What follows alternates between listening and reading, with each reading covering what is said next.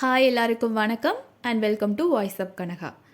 போன வீடியோவில் நாம் போஜராஜனுக்கு ஒரு அதிசய சிம்மாசனம் கிடைத்ததையும் அந்த அதிசய சிம்மாசனத்தில் போஜ மகாராஜன் ஏற போகும்போது அதில் இருந்த 32 பதுமைகளும் போஜ மகாராஜாவை பார்த்து சிரித்ததாகவும் பார்த்தோம்.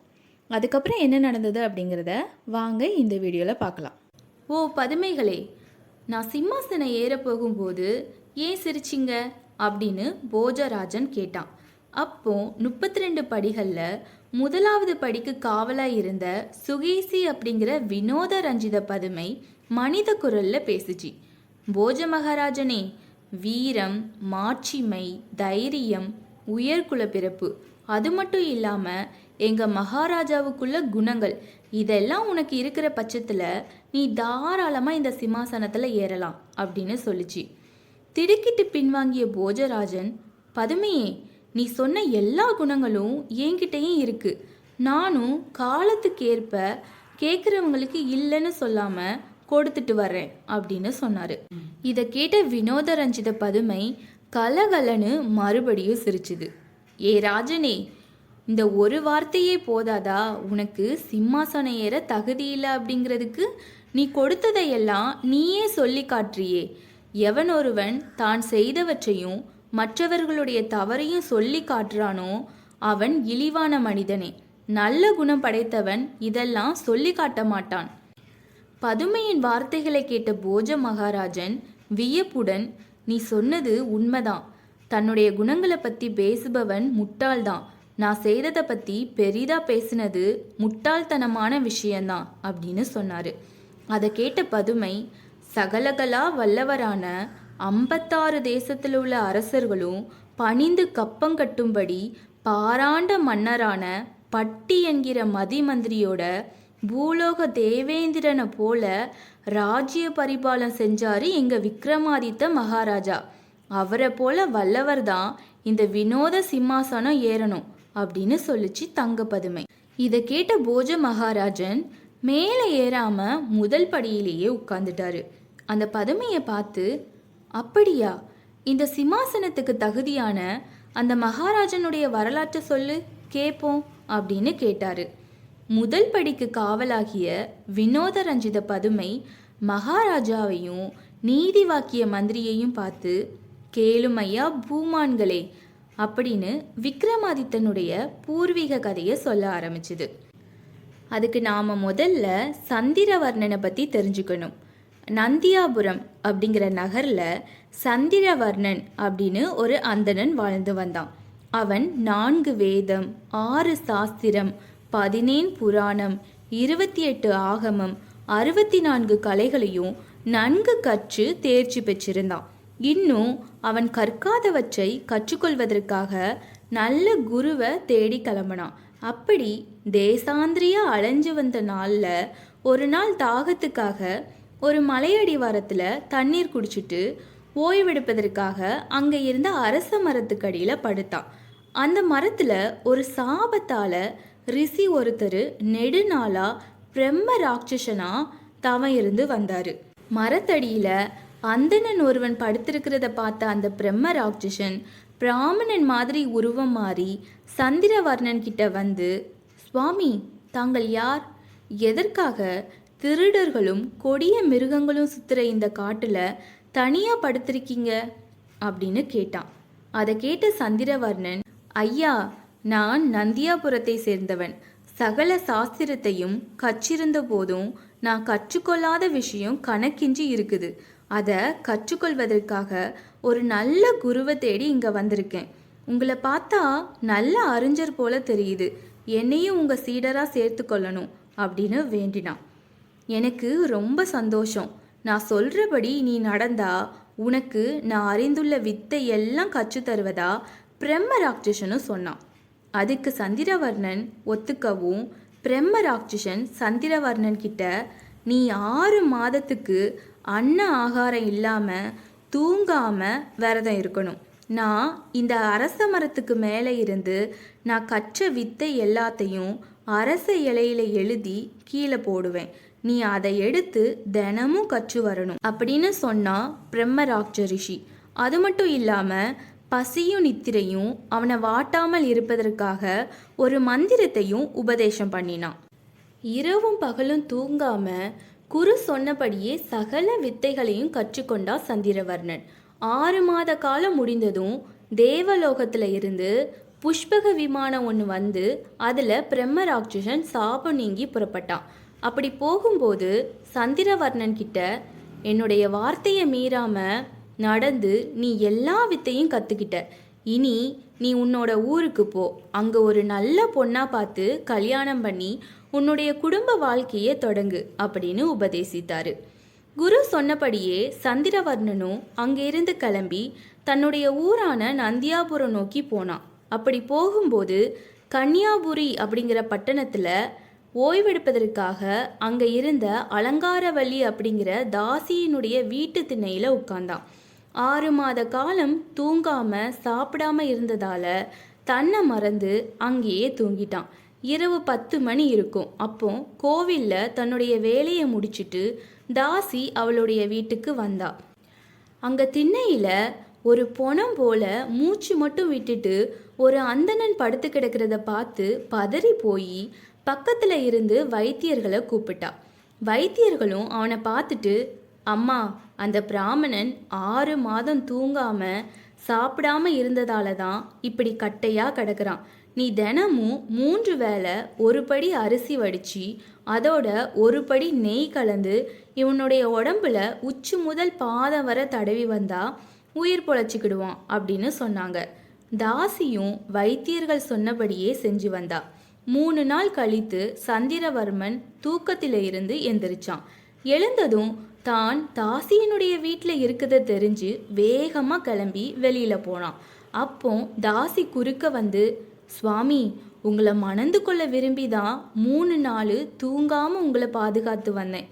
நீங்க இப்படி என்னை விட்டு போறது நியாயமா அப்படின்னு கேட்டா. ஆனா சந்திரவர்ணன் அதுக்கு சம்மதிக்கல. உடனே அலங்காரவல்லி அந்த நகரத்து மன்னர்கிட்ட கூட்டிட்டு போய் வழக்காடுனான். சபையில இருந்த புரோகிதர்கள், அரசே, பிராமண குலத்துல பிறந்த ஒருத்தன் தன்னுடைய குலம் இல்லாம வேறு குல பெண்ணை மணக்கணும் அப்படின்னா அவன் 4 குலத்தில் உள்ள பெண்களையும் ஒரே முகூர்த்தத்துல மணக்கணும் அப்படின்னு சாஸ்திரம் சொல்லுது அப்படின்னு புரோகிதர்கள் சொன்னாங்க.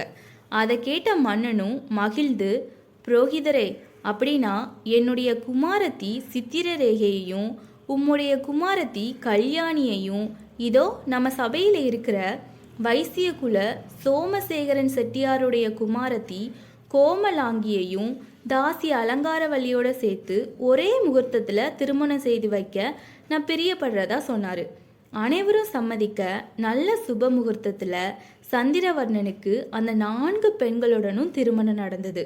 தன்னுடைய 4 மனைவிகளோடும் சந்தோஷமா வாழ்ந்து வந்த சந்திரவர்ணனுக்கு பிராமண பெண்ணிடம் வல்லவரிஷியும் அரசகுமாரி சித்திரரேகையிடம் விக்ரமாதித்தனும் வைசிய பெண் வயிற்றில பட்டி என்பவனும் 4வதா தாசி அலங்காரவல்லிக்கு பர்திருகிரி அப்படின்னும் 4 மகன்களும் பிறந்தாங்க. குமாரர்கள் 4 பேரும் ஒரே மாதிரி கல்வி கற்ற வந்த சூழ்நிலையில அந்நகரத்து மன்னன் புத்திரன் இல்லாம இறந்து போயிறாரு. உடனே மருமகன் சந்திரவர்ணன் அரசனா முடிசூட்டப்படுறான். சந்திரவர்ணன் அந்திம காலத்தை அடைந்த போது அவனை சுத்தி 4 குமாரர்களும் வருத்தத்தோட நின்னாங்க. அப்போ சந்திரவர்ணன் தன்னுடைய 4வது குமாரனான தாசியனுடைய வயிற்றுல பிறந்த பத்ருஹரியை பார்த்து, இவனுக்கு கல்யாணம் நடந்தா குழந்தைகள் பிறக்கும், அப்படி பிறந்தா எனக்கு மூச்சம் கிடைக்காது அப்படின்னு நினைச்சு அழுதான்.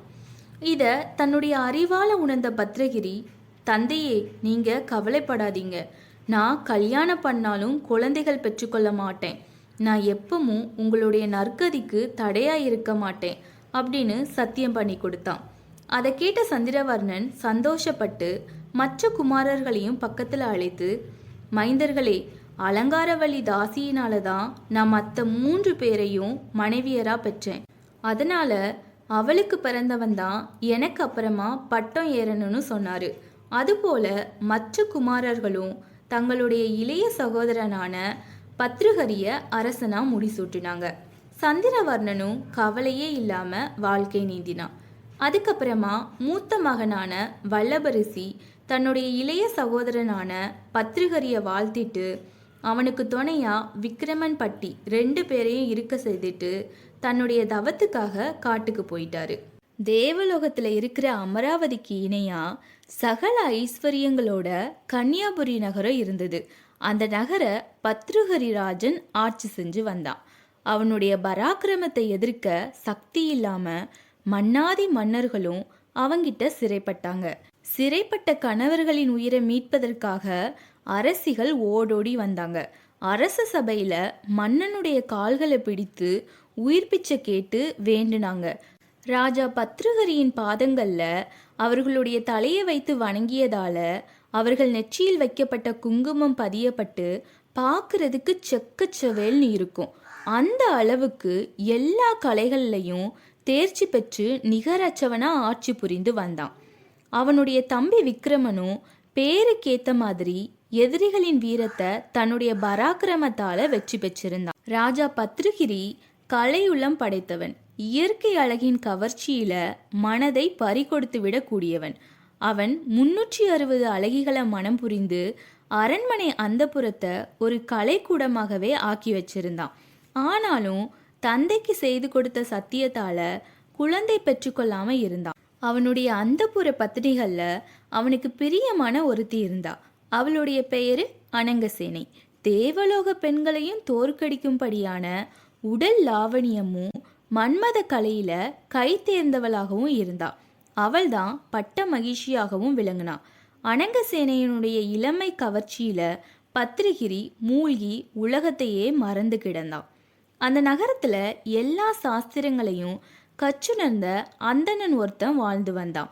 வயது ஆக ஆக கிழட்டுத்தனம் தட்டவே நாடி தளர்ந்து அதிகமாக வாடலானான். உடம்புல வலிவும் வாலிபமும் இருந்தா ஓரளவு வறுமையை சமாளிக்க முடியும்னு அவனுக்கு தோணுச்சு. அதனால பூமாதேவியை நோக்கி கடுமையான தவம் இருந்தான்.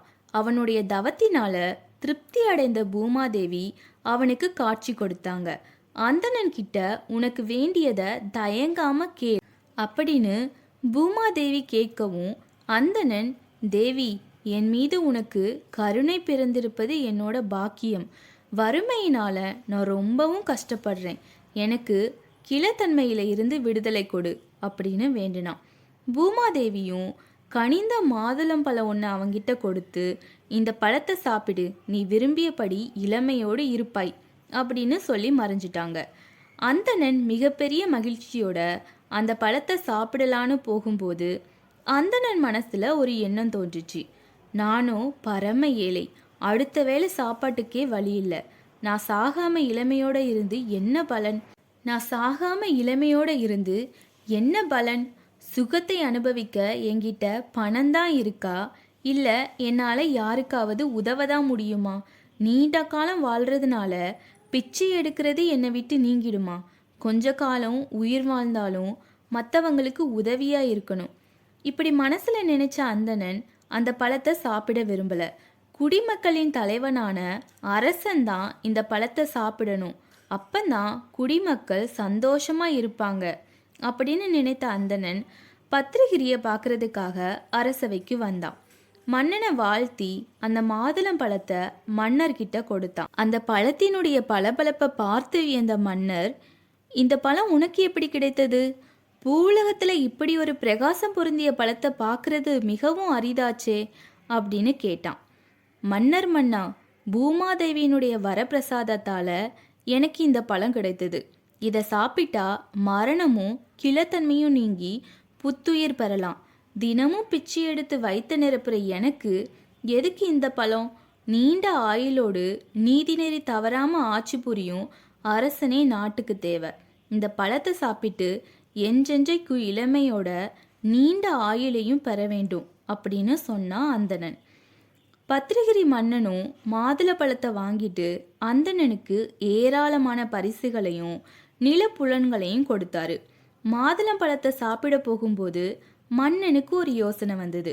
இந்த பழத்தை சாப்பிட்டு நான் ரொம்ப நாள் உயிரோடு இருந்தா என்னோட பத்தினி அனங்கசேனை இறந்து போயிடுவாளே, அவளை பிரிந்து நான் எப்படி தனியாக வாழ முடியும்? அனங்கசேனை தான் எப்பவும் அழகு குறையாம இளமையோட வாழணும். இந்த பழத்தை அனங்கசேனையே சாப்பிடட்டும்னு நினைச்சான். அனங்கசேனையை அழைத்து அவகிட்ட இந்த பழத்தை கொடுத்தான் மகாராஜன். அன்பே அனங்கசேனை, இந்த அபூர்வ சக்தி வாய்ந்த மாதுளை பழத்தை ஒரு அந்தணன் எனக்கு தந்தான். இதை சாப்பிட்டா மரண பயமும் கிளத்தன்மையும் நீங்கிடுமா, என்றென்றைக்கும் இளமையோட வாழலாம், நீ இதை சாப்பிடு அப்படின்னு சொல்லி ராஜா பத்ரிகிரி அன்போட கொடுத்தான். அரசன் கொடுத்த பழத்தை அனங்கசேனை வாங்கிட்டாலே தவிர சாப்பிடல. அவளுக்கு சோரநாயகன் அப்படின்னு ஒரு ஆசை நாயகன் இருந்தான். அவன் அரண்மனை குதிரைப்பாகனா இருந்தான். குதிரையை அடக்கி ஆளக்கூடியவனால தான் அவளுடைய ஆசையை தணிக்க முடியும்னு அவன் நம்பினான். தன்னுடைய ஆசை நாயகன் கிழட்டுத்தன்மை அடையும் போது நான் மட்டும் எப்பவும் இளமையா இருந்து என்ன பயன் அப்படின்னு அவன் நினைச்சான். அதனால குதிரை பகனை ரகசியமா சந்திச்சு அந்த பழத்தை கொடுத்து சாப்பிடும்படி சொன்னான். அனங்கசேனை கிட்ட ஆசை கொண்டவனா நடித்தானே தவிர குதிரை பகனுக்கு அரண்மனை வேலைக்காரி மேலதான் உள்ளூர ஆசை. அந்த வேலைக்காரிய குதிரை பகன் ரகசியமா சந்திச்சு, என் அன்பே, இந்த பழத்தை சாப்பிட்டா நீண்ட நாட்கள் உடல் கட்டு தளராம வாலிபத்தோடு இருக்கலான்னு ஒருத்தர் சொன்னாரு. உன்னை விட்டுட்டு நான் மட்டும் எப்படி இதை சாப்பிட்றது, நீயே சாப்பிடு அப்படின்னு அந்த மாதுளை பழத்தை அவகிட்ட கொடுத்தான். அந்த பழத்தை அவ வாங்கிட்டாலே தவிர அதை அவளும் சாப்பிடல. அதை தன்னுடைய ஆசை நாயகனான இடையன்கிட்ட கொடுத்தா. பாருங்க ஒரு பழம் எங்கெல்லாம் போகுதுன்னு. இடையனும் மாட்டுக்கொட்டல்ல சாணம் அள்ளுற தன்னுடைய ஆசை நாயகியான வேலைக்கார பெண்ணுக்கு கொடுத்தான். அவளும் அந்த பழத்தை வாங்கி சாணி கூடைக்கு மேலே வச்சு வீட்டுக்கு தூக்கிட்டு போனான். ராஜ வீதியில அவ போய்கிட்டு இருக்கும்போது ராஜா பத்ரிகிரி எதிரில் வந்தாரு. அப்பந்தான் வேட்டைக்கு தன்னுடைய பரிவாரங்களோட போய்கிட்டு இருந்தான். சாணி கூடைக்கு மேலே இருக்கிற அதிசய மாதுளை பழத்தை பார்த்ததும் திடுக்கிட்டு நின்னான். அந்தணன் தனக்கு தந்தது போல பளபளப்பா இருந்ததால அந்த பழத்தை அடைய விரும்பினான். ஒரு பழத்தை தன் ஆசை நாயகி அனங்கசேனை சாப்பிட்டு இளமையோட இருப்பா. இன்னொரு பழத்தை நானும் சாப்பிட்டு அவளோட ஆனந்தமா வாழலான்னு நினைச்சா ராஜா பத்ரிகிரி. உடனே சாணக்கூட பெண்ணை அழைத்து, இந்த பழம் எனக்கு வேணும், உனக்கு வேண்டிய பரிசுகள் தர்றதா சொன்னான். மன்னாதி மன்னர் கேட்கும்போது மறுக்க முடியுமா? அது மட்டும் இல்லாம அந்த பழத்தினுடைய அபூர்வ சக்தியை பத்தி அவளுக்கு தெரியாது. அவளால நம்பவும் முடியாது. இடையன் ஆசையா தந்ததா தான் அவள் நினைச்சா. அதனால அரசன் கேட்டதும் கொடுத்துட்டா. பழத்தோட அரசன் உடனே அரண்மனைக்கு திரும்பினான். அவனுக்கு வேட்டைக்கு போக மனசே இல்லை. பூமாதேவியினுடைய வரப்பிரசாதத்தால கிடைச்ச ஒரே பலனு தானே அந்தணன் சொன்னான். அப்போ இந்த பழம் எப்படி வந்தது அப்படின்னு நினைச்ச மன்னன் அந்தணனை அழைத்து வரும்படி காவலர்களை அனுப்புனான். அந்தணன் வந்ததும் மன்னன், பூமாதேவி தந்தது போல ஒரு பழம் இருப்பதா தானே சொன்ன, இப்போ இன்னொரு பழம் எனக்கு கிடைச்சிருக்கு, அது போல இன்னொரு பழம் உண்டோ அப்படின்னு கேட்டான். அதற்கு அந்தணன், அரசே, அதை போல பழம் இந்த உலகத்துல நீங்க எங்க தேடினாலும் கிடைக்காது. பூமாதேவியினுடைய கடாட்சத்தால எனக்கு கிடைச்சிது, என்னை நம்புங்க அரசே அப்படின்னு சொன்னான். அப்படின்னா எனக்கு அது போல இன்னொரு பழம் கிடைச்சிருக்கே அப்படின்னு மன்னன் கேட்கவும், அந்தணன், அரசே, தங்களுக்கு கொடுத்த பழத்தை நீங்க சாப்பிட்டீங்களா அப்படின்னு கேட்டான். இல்லை அப்படின்னு அரசன் சொல்லவும், அப்போ அந்த பழத்தை என்ன பண்ணீங்க அப்படின்னு கேட்டான் அந்தணன். என் உயிருக்குயிரான அனங்கசேனை கிட்ட கொடுத்து சாப்பிட சொன்னதா அரசர் சொன்னாரு. அப்போ ராஜ பத்தினியாரை அழைச்சு அந்த பழத்தை சாப்பிட்டீங்களான்னு விசாரிங்க அப்படின்னு சொன்னான் அந்தணன். உடனே அனங்கசேனைய வரவழைத்து அரசன் கேட்டான். சத்தியத்துக்கு கட்டுப்பட்டு சொல்லு, சில நாட்களுக்கு முன்னாடி உன்கிட்ட சாப்பிட கொடுத்த பழத்தை என்ன செஞ்ச, நீ சாப்பிட்டியா அப்படின்னு அரசர் கேட்டாரு. அரசனுடைய கேள்விக்கு பதில் கொடுக்க முடியாம அனங்கசேனை நடுங்கினான். சொல் தேவி சொல் அப்படின்னு அரசன் கேட்கவும், நான் சாப்பிடல பிரபு அப்படின்னு கலவரத்தோட சொன்னான் அனங்கசேனை. அதை என்ன பண்ணுன, அது இப்போ எங்கே இருக்கு அப்படின்னு வற்புறுத்தினான் மன்னன். அனங்கசேனையும் உண்மையை சொன்னா எனக்கு மன்னிப்பு கொடுக்கணும்னு வாக்குறுதி வாங்கிக்கிட்டு தன்னுடைய அந்தரங்க நாடகத்தை சொன்னான். குதிரை பாகன்கிட்ட அந்த பழத்தை கொடுத்ததா சொல்லி தலைய குனிஞ்சா. மன்னனுக்கு எல்லா உண்மையும் அப்பந்தான் தெரிஞ்சுது. குதிரைக்காரனை அழைச்சு விசாரிக்கும் போது அவன் வேலைக்காரிகிட்ட கொடுத்ததும் வேலைக்காரி இடையன் கிட்ட கொடுத்ததும் இடையன் சாண அல்றவ கிட்ட கொடுத்த ரகசியங்களும் வெளிப்பட்டது. இதையெல்லாம் அறிந்த பத்திரகிரி மன்னன் மிகவும் கவலையுற்றான். உயிருக்குயிரான அனங்கசேனை கிட்ட எவ்வளவோ நம்பிக்கை வச்சிருந்தான். அவளோ கேவலம் குதிரைப்பாகன் மேல தீராத மோகம் கொண்டிருந்தது அவனை ரொம்ப வாட்டியது. அளவில்லாத சோகத்துல மன்னன் ஆழ்ந்து விட்டான். இதனால மன்னன் பத்திரகிரி உலக பந்தங்கள் மேல வெறுப்பு அடைந்தான். மோகனாங்கியை தண்டிக்கிறதுனால எந்த பிரயோஜனமும் இல்லை அப்படிங்கிறத உணர்ந்த பத்திரகிரி ராஜ்யத்தை தம்பி விக்ரமாதித்தன் கிட்ட கொடுத்துட்டு துறவியா தவம் செய்ய காட்டுக்கு போயிட்டான். பத்திரகிரி துறவியா காட்டுக்கு போன பிறகு அவனுடைய சகோதரன் விக்ரமாதித்தன் கன்னியாபுரி மன்னனா முடிசூட்டப்பட்டான். பட்டி பிரதம மந்திரியா விக்ரமாதித்தன் கூட இருந்தான். அறநெறி தவறாம கஷ்டப்பட்டவங்களுக்கு பல தான தர்மங்களை செய்துட்டு வந்தான் விக்ரமாதித்தன். அப்போ ஒரு நாள் விக்ரமாதித்தன் தன்னுடைய பிரதம மந்திரியான பட்டியை கூப்பிட்டு, நாம் ஆட்சி செய்கிற இந்த கன்னியாபுரி ரொம்ப சின்ன நகரமாக இருக்குது. நம்ம பெயர் உலகம் முழுக்க பரவுற அளவுக்கு ஆட்சி செய்யணும். அதனால் காதவழி நீளமும் காதவழி அகலமும் இருக்கிற மாதிரி ஒரு தலைநகரை உருவாக்கி நம்ம அதை ஆட்சி பண்ணணும். தலைநகர் பக்கத்திலேயே ஒரு நதியும் தேவ சன்னிதானமும் இருக்கணும். நீ புறப்பட்டு போய் நான் சொன்ன மாதிரி ஒரு இடத்த தேடி பார்த்துட்டு வான்னு விக்ரமாதித்தன் பட்டிக்கிட்ட சொல்ல பட்டியும் கிளம்பி போனான். வசனகிரி மலைக்கு பக்கத்தில் உள்ள குணவதி அப்படிங்கிற ஆற்றின் கரையோரமா பட்டி வரும்போது காட்டில் ஒரு அதிசய இடம் ஒன்று தென்பட்டது.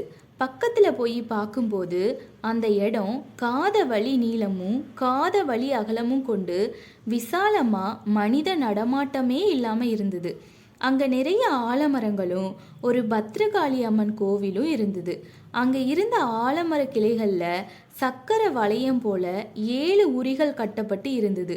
ஆலமரத்துக்கு பக்கத்தில் ஒரு நதியும் இருந்தது. அந்த நதிக்கு மத்தியில் கூர்மையான முனையுடைய வேலொன்று நடப்பட்டிருப்பது அதிசயமாக இருந்தது. பட்டி அந்த நதியில் இறங்கி குளிச்சுட்டு பயபக்தியோட கோயிலில் நுழைந்து காளியம்மனை வணங்கினான்.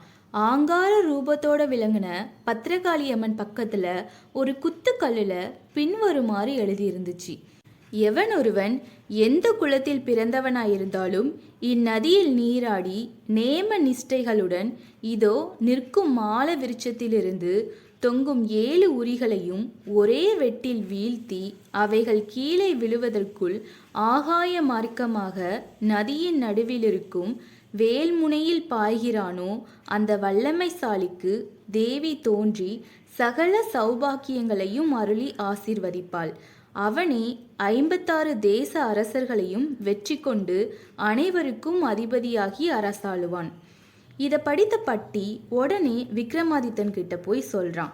விக்ரமாதித்தன் உடனே புறப்பட்டு அந்த இடத்துக்கு வந்து நதியில குளிச்சுட்டு பயபக்தியோட கோயில்ல நுழைந்து அம்மனை தரிசிக்கிறான். பிறகு வெளியில வந்து மரத்தின் மேலே ஏறினான். அப்போ பட்டி, அரசே, கடைசி முறியில் காலை வைத்து ஒரு முறை சுழற்றினால் கயிறு முறுக்கி 7 உரிகளும் ஒன்றாக வரும். அப்போ ஒரே வெட்டாக வெட்டி வீழ்த்தலாம் அப்படின்னு சொன்னான்.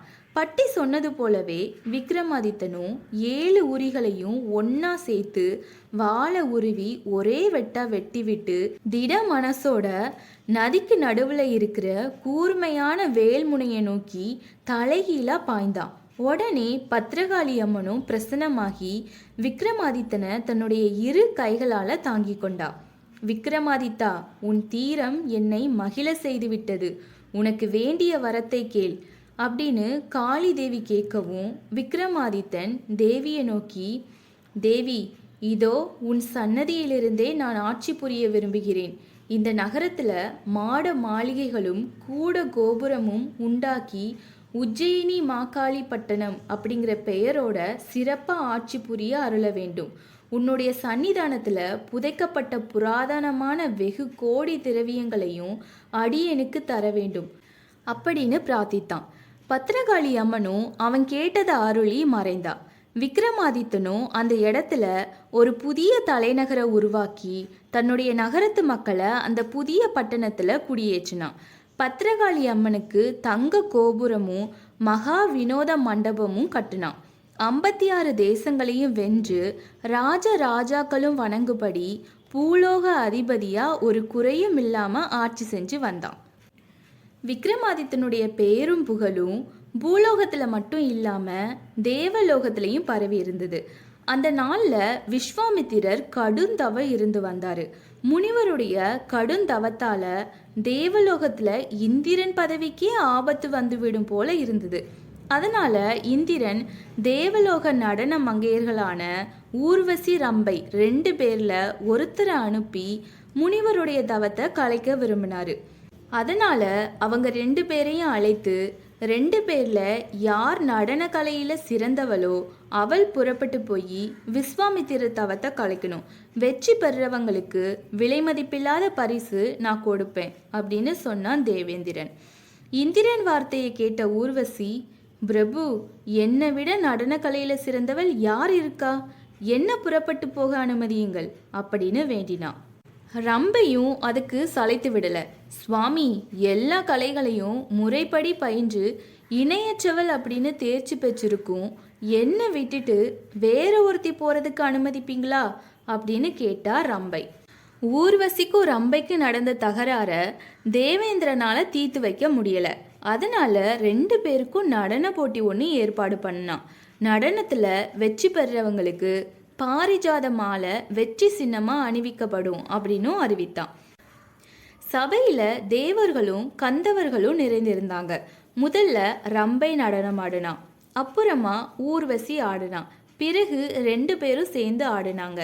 2 பேர் நடனத்திலையும் எந்த குறையும் கண்டுபிடிக்க முடியாம தேவர்கள் திண்டாடினாங்க. அப்போ நாரதர் எழுந்து, தேவேந்திரா, பூலோகத்துல உஜ்ஜயினி மாகாளி பட்டணத்தை விக்ரமாதித்த ராஜா நீதி நெறி தவறாம ஆட்சி செய்து வர்றாரு. சகல கலைகள்லையும் தேர்ச்சி பெற்று பரதநாட்டிய நுட்பங்களை அறிந்தவன். அவன் ஒருத்தனால தான் ஊர்வசி ரம்பை இவர்கள சிறந்த நடனக்காரியை தேர்ந்தெடுக்க முடியும். உடனே மாதலியை அனுப்பி விக்ரமாதித்தனை அழைத்து வர ஏற்பாடு செய் அப்படின்னு சொன்னாரு. இந்திரனும் மாதலியை அழைத்து பூலோகத்திற்கு சென்று விக்ரமாதித்த பூபதியை தான் அழைத்து வர சொன்னதா கூட்டிட்டு வர சொல்றாரு. ஆனா மாதலி ஒரு நரஜன்மத்தையா தேவலோகத்துக்கு கூட்டிட்டு வரணும்னு தயங்கினான். அதை அறிந்த நாரதர், தேவர்களை விட நரஜென்மங்கள் தான் பாரபட்சம் இல்லாம தீர்ப்பளிப்பாங்க. விக்ரமாதித்தனும் தேவர்களையும் மிஞ்சக்கூடிய அதி புத்திசாலி அப்படின்னு சொல்றாரு. அடுத்த க்ஷணமே தேர்ப்பாகனாகிய மாதலி விமானத்தில் ஏறி பூலோகத்துக்கு புறப்பட்டா. அங்க அரண்மனைக்கு போய் விக்ரமாதித்தன் கிட்ட எல்லா விஷயங்களையும் தெரிவிக்கிறான். விக்ரமாதித்தனும் மறுமொழி பேசாம பத்ரகாளி அம்மனை வணங்கிட்டு கிளம்புறான். தேவேந்திரனுடைய அழைப்பை உதாசீனப்படுத்த முடியுமா? விமானத்துல தன்னுடைய வலது காலில் பெருவிரலை அழுத்தி இடது காலை எடுத்து வைக்கிறதுக்குள்ள மாதலி விமானத்தை சட்டுன்னு கிளப்பிட்டான். ஒரு நரஜன்மத்தை விமானத்தில் ஏற்றுறதா அப்படிங்கிற எண்ணம் மாதலிக்கு இன்னமும் இருந்துச்சு. இதை யூகித்து கொண்ட விக்ரமாதித்தன் தன்னுடைய ஒரு காலில் பெருவிரலை தேர்தட்டில் அழுத்தியபடி ஆணி அடித்தார் போல நின்று கொண்டிருந்தான். அவனுடைய சாமர்த்தியத்தை பார்த்த தேவசாரதி தன்னுடைய தவறை மன்னிக்கும்படி கேட்டுக்கொண்டான். பிறகு தேவ விமானம் தேவேந்திர கொலுக்கூடத்தை அடைந்தது. இந்திர சபையில அரசனுக்கு தகுந்த ஆசனங்கள் கொடுத்து கௌரவிக்கப்பட்டான். நடன போட்டி ஆரம்பிப்பதற்கு முன்னாடி பாரிஜாத மாலை விக்ரமன் கையில கொடுக்கப்பட்டது. உடனே ரம்பையினுடைய நடனம் ஆரம்பமாயிற்று. அவள் ஆடல் அழகுல சொக்கி போனாங்க தேவர்கள். 2வது நாள் ஊர்வசியினுடைய நடனம் தொடங்கியது. இருவருடைய நடனத்தையும் கண்டு கழித்த விக்ரமாதித்தன் மறுநாள் 2 பேரும் சேர்ந்து நடனம் ஆடணும், அதை பார்த்துட்டு தான் தன்னுடைய தீர்ப்பை வழங்குவதா சொன்னான். அடுத்த நாள் அதிகாலையிலேயே விக்ரமாதித்தன் யாருக்கும் தெரியாதபடி நந்தவனம் போய் தேவலோக புஷ்பங்களை பறித்து 2 பூச்செண்டுகளாக கட்டி 2லையும் வண்டுகளை திணிச்சு கட்டினான். அன்று இரவு நடன போட்டியும் ஆரம்பமானது. விக்ரமாதித்தன் ஊர்வசி ரம்பை 2 பேர் கையிலையும் ஒவ்வொரு பூச்செண்டை கொடுத்து நடனமாட சொன்னான். ரம்பையும் ஊர்வசியும் குதூகலத்தோட ஆளுக்கு ஒரு பூச்செண்டை கையில் வாங்கி நடனமாடினாங்க. 2 பேரும் நடனம் ஆடும்போது ரம்பை ஆடிய வேகத்தில் கையில் இருந்த பூச்செண்டை கொஞ்சம் கெட்டியாக பிடிச்சதால பூவுக்குள்ள இருந்த வண்டு ரம்பையினுடைய கைப்பிடிக்குள்ள சுரீர் என்று துளைக்க அவள் விஷவேகம் ஏறி பூச்செண்டை தூக்கி எரிஞ்சிட்டா. அதனால சுருதி தவறி நடனமாடினான். ஊர்வசியோ பூச்செண்டை மிருதுவா பிடிச்சிருந்ததால வண்டு துளைப்பிற்கு ஆளாகாம சுருதி லயத்தோட ஆடிக்கொண்டிருந்தா. இதை அறிந்த விக்ரமாதித்தன் எழுந்து நின்று சபையை நோக்கி, ஊர்வசியின் நடனமே நுட்பமானது, ஊர்வசியே ஜெயித்தாள், ரம்பை தோற்றாள் அப்படின்னு சொன்னான். அது எப்படி அப்படின்னு தேவேந்திரன் கேட்கவும், விக்ரமாதித்தன் நடனமாடின 2 பேரையும் நோக்கி, உங்க பூச்செண்டு எங்கே அப்படின்னு கேட்டான். ஊர்வசி பூச்செண்டை திருப்பி கொடுத்தா. ரம்பையோ முகசுளித்து நின்னான். அப்போ பூச்செண்டுக்குள்ள இருந்த வண்டை விக்ரமாதித்தன் எடுத்து காமிச்சு, இந்த பூச்செண்டை ஊர்வசி மிருதுவா பிடித்து நடனமாடினதால வண்டு கொட்டாம செவ்வையா நடனம் ஆடினா. ஆனா ரம்பையோ ஆட்டத்துக்கு நடுவுல முரட்டுத்தனமா பூச்செண்டை பிடித்ததால வண்டு கொட்டியதும் அவளுடைய நடனத்தின் லைப்பும் மாறியது. அதனால ஊர்வசியே ஜெயித்தவள் அப்படின்னு சொன்னான். விக்ரமாதித்தன் கூறியதை கேட்ட இந்திரனும் மற்ற தேவர்களும் களிப்புற்று அவனை புகழ்ந்தாங்க. அவனுக்கு அநேக பரிசுகளும் ஆபரணங்களும் கொடுத்து இந்திரன் கௌரவித்தான். அவைகளோட இணையற்ற நவரத்தினங்கள் பதிக்கப்பட்ட ஒரு ரத்தின சிம்மாசனத்தையும் பரிசா அளித்தான். அந்த நவரத்ன சிம்மாசனத்துல 32 படிகளும் ஒவ்வொரு படிக்கும் ஒவ்வொரு பதுமையும் இருந்தது. சிம்மாசனத்துல ஏறணும்னா அந்த பதுமைகளினுடைய தலையில காலை வச்சு தான் ஏறணும். அந்த அதிசய சிம்மாசனம் முன்பு கைலாயத்துல இருந்து தேவேந்திரனுக்கு இந்திர பட்டம் கட்டும்போது கொடுக்கப்பட்டது. அந்த விசித்திர சிம்மாசனத்தை தேவேந்திரன் விக்ரமாதித்தனுக்கு பரிசளித்து, பூபதியே, இந்த சிம்மாசனத்துல நீ ஏறி அமர்ந்து 1000 வருஷங்கள் வர ஏறின சிம்மாசனம் இறங்காம ராஜ்ய பரிபாலனை செஞ்சு வருவ அப்படின்னு ஒரு வரப்பிரசாதமும் கொடுத்தான். விக்ரமாதித்தனும் தேவேந்திரன் அளித்த பரிசு பொருட்களோட தேவ விமானம் ஏறி உஜ்ஜயினி மகாகாளி பட்டணத்துக்கு வந்து சேர்ந்தான். திரும்பி வந்த விக்ரமாதித்தன் தான் இந்திரலோகம் போய் வந்த கதைய மந்திரி பட்டிக்கிட்ட சொல்றான்.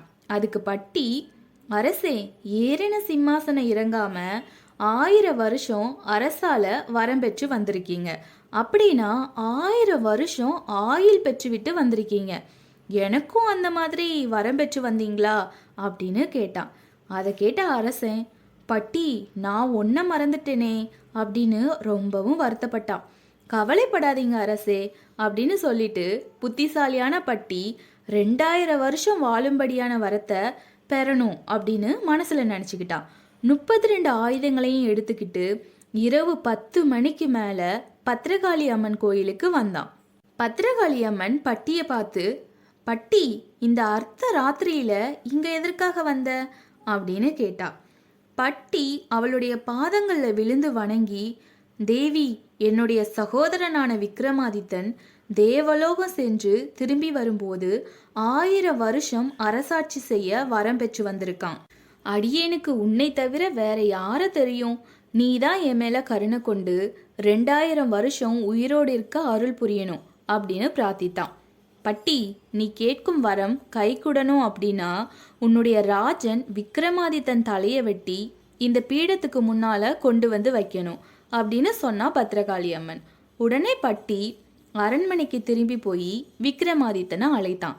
பட்டி, இந்த நேரத்துல இங்க என்ன பண்ற அப்படின்னு விக்ரமாதித்தன் கேட்கவும், அதுக்கு பட்டி, அரசே, ஒரு காரியத்துக்காக உங்களுடைய தலை தேவைப்படுது அப்படின்னு சொன்னான். ரொம்ப சந்தோஷம் பட்டி, எடுத்துட்டு போ அப்படின்னு சொல்லி தரையில அரசன் படுத்துக்கிட்டான். பட்டியும் அரசனுடைய தலையை வெட்டி எடுத்துக்கிட்டு போய் பலிப்பிடத்துல கொண்டு வந்து வைத்தான். அப்போ பத்ரகாளி அம்மனும் மனமகிழ்ந்து அவன் விரும்பி கேட்ட 2000 ஆண்டு ஆயுளையும் மற்ற அநேக மகிமைகளையும் அவனுக்கு அளித்தான். அந்த சமயம் பட்டி களீர் என்று சிரித்தான். ஏன் சிரிக்கிற அப்படின்னு தேவி கேட்டபோது, தேவி, எங்கள் அரசன் விக்ரமாதித்தனுக்கு இந்திராதி தேவர்கள் 1000 வருஷம் மேன்மையா ஆட்சி புரியும்படி வர அளித்து இன்னும் 1 மாதம் கூட ஆகல. அதுக்குள்ள அந்த மன்னனுடைய தலை என்னுடைய கையினால வெட்டப்பட்டு இங்க உன்னுடைய பலிப்பிடத்துல போடப்பட்டிருக்கு. தேவாதி தேவர்கள் வரத்துக்கே இந்த நிலைமைனா நீ கொடுத்த வரம் எப்படி நிலைக்கும் அப்படிங்கிறத நினச்சேன், சிரிச்சேன் அப்படின்னு சொன்னான் பட்டி. பட்டி, பயப்படாத, என்னுடைய வார்த்தைக்கு பங்கம் வராது. இன்னும் உனக்கு தேவையான வரம் இருந்தா கேளு, தட்டாம தர்றேன் அப்படின்னு பத்ரகாளி அம்மன் சொல்லவும், பட்டி, தாயே, இதோ தலை வெட்டப்பட்டு கிடக்கும் விக்ரமாதித்தனை எழுப்பி கொடுத்தீங்க அப்படின்னா தாங்கள் அளித்த வரம் உண்மையானது தான் அப்படின்னு அடியினால நம்ப முடியும் அப்படின்னு சொன்னான். உடனே தேவியும் திருப்தியுற்றவளா எலுமிச்ச பழமும் கும்ப தீர்த்தமும் திருநீருடன் கொடுத்து தலையை எடுத்து கொண்டு போய் உடல்ல பொருத்தி கும்ப தீர்த்தத்தை தெளித்து திருநீற்ற தடவுனா அரசன் உயிர் பெறுவான் அப்படின்னு சொன்னான்.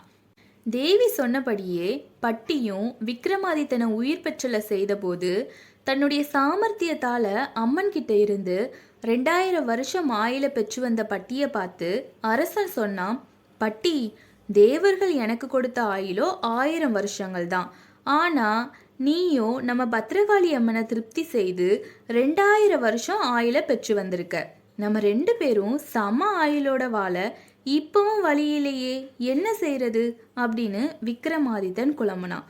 அதுக்கு பட்டி, அரசே வருத்தப்படாதீங்க, உங்களுக்கு இன்னும் 1000 வருஷத்தை கூட்டி விடுறேன். ஏறிய சிம்மாசனத்துல இருந்து இறங்காம ஆட்சி புரியதான் தேவர்கள் வரம் கொடுத்தாங்க. தாங்கள் நாட்டுல சிம்மாசனத்துல ஏறி 6 மாதங்கள் ஆட்சி புரியலாம். பிறகு 6 மாதங்கள் காடுகள்ல சஞ்சரித்து பொழுத கழிக்கலாம். அப்படி பார்த்தா தேவர்கள் குறிப்பிட்ட கெடு முடிவடையும் சமயம் தங்களுக்கு ஆயுள் 2000 ஆகிவிடும் அப்படின்னு கூறினான் பட்டி. பட்டியினுடைய புத்தி சாமர்த்தியத்தை பார்த்து அவனை பலவாறும் கொண்டாடினா விக்ரமாதித்தன். அவனும் பட்டியும் இணை பிரியாதவர்களா ஒருவர் மீது ஒருவர் பெரிதும் மதிப்பு வைத்து காடாறு மாதமும் நாடாறு மாதமும் வாழ்ந்து வர முடிவெடுத்து பராக்கிரமத்தோட விளங்குனாங்க. பிறகு ஒரு நல்ல நாளில் புரோகிதர்களால் குறிக்கப்பட்ட சுப முகூர்த்தத்தில் விக்ரமாதித்த மகாராஜன் அதிசய சிம்மாசனத்தில் ஏறி அமர்ந்து நெறி தவறாது ராஜ்ய பரிபாரம் செய்ய தொடங்கினான். இதெல்லாம் சொல்லி முடிச்ச முதலாவது பதுமை போஜ மகாராஜனை பார்த்து, விக்ரமாதித்தனின் பூர்வீக கதையை சொல்லிவிட்டேன். போஜ மகாராஜனே, விக்ரமாதித்த ராஜனை போன்று ஞானமும் வல்லமையும் உனக்கு இருந்தால் இந்த அதிசய சிம்மாசனத்தில் நீ ஏறலாம் அப்படின்னு சொன்ன வினோதரஞ்சித பதுமை கதையை முடித்துவிட்டு மௌனமாகிவிட்டது. சூரியனும் அஸ்தமித்தது. இதெல்லாம் கேட்டுட்டு இருந்த போஜ மகாராஜாவும் நீதி வாக்கிய மந்திரியும் திகைத்து போய் இருந்தாங்க. உணர்வு பெற்ற நேரத்தை பார்த்தா சிம்மாசனத்துல ஏற நிச்சயித்த முகூர்த்தம் கடந்து வெகு நேரம் ஆகியிருந்தது. சுபவேளை தவறிவிட்டதால போஜராஜன் சிம்மாசனத்துல ஏற விருப்பம் இல்லாம கீழே இறங்கி அந்தப்புறத்துக்கு போயிட்டாரு. அடுத்த நாள் போஜராஜன் சிம்மாசனத்துல ஏறினாரா இல்லையா அப்படிங்கிறத நம்ம அடுத்த வீடியோல பார்க்கலாம். நன்றி.